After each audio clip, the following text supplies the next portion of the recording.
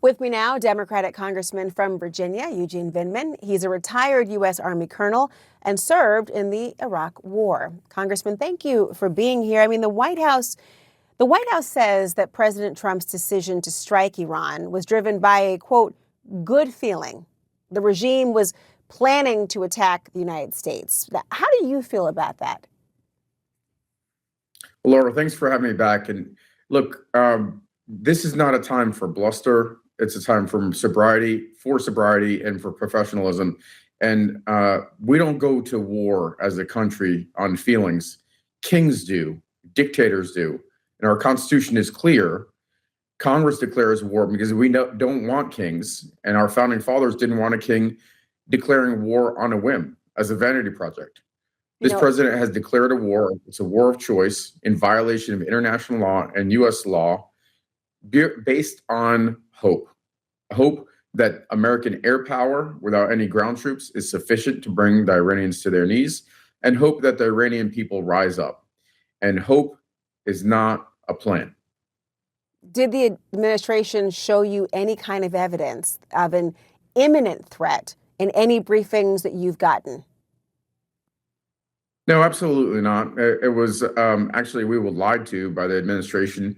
8 months ago, the strikes in Iran were supposed to have destroyed, obliterated was the terminology, Iranian nuclear capabilities. And now the president and his administration, senior administration officials are talking about a breakout capacity within a couple of weeks. There is no imminent, they use buzzwords like imminent without any facts or evidence to show that there was in fact a threat.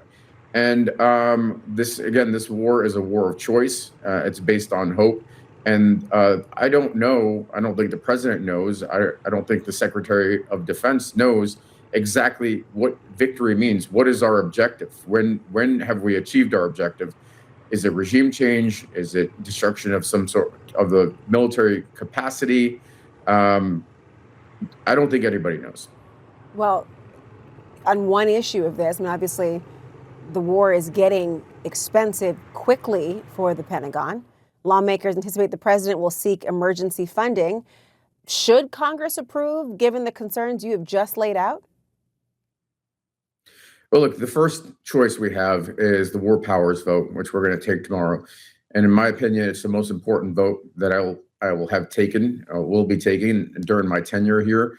We've had a lot of important votes that have meant a great deal to the American people. But this one is about committing American blood and treasure to a conflict without a clear endpoint. And so to me, I am laser focused on the War Powers Resolution. I will be voting yes on the War Powers Resolution to have the president come back to Congress and justify it in a real way. The president never went to the American people. Even in 2003, when we had the Iraq War, at least back then there was a coalition of the willing. There was a debate in Congress.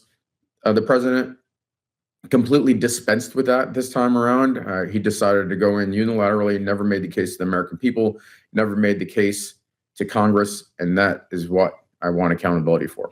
Senate Republicans rejected an effort to rein in the president based on the war powers, but we'll see what happens in the House, obviously. I want to turn to the Pentagon. They've identified 2 remaining soldiers who were killed in a drone attack in Kuwait on Sunday. And I want to say their names: Major Jeffrey O'Brien and Chief Warrant Officer 3, Robert Marzan.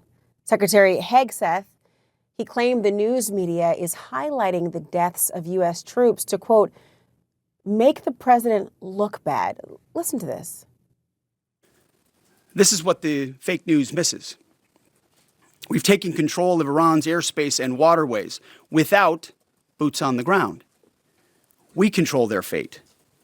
But when a few drones get through or tragic things happen, it's front page news.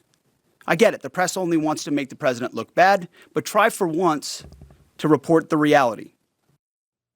Well, the reality is that we honor our service members, and we should. What message is he sending to troops by making that statement?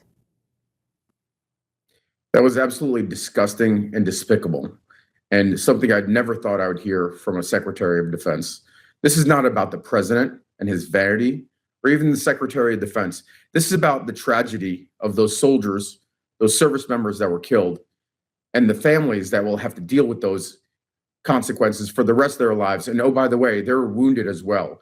And so for the Secretary of Defense to make this about whether the president looks bad or not is absolutely disgusting.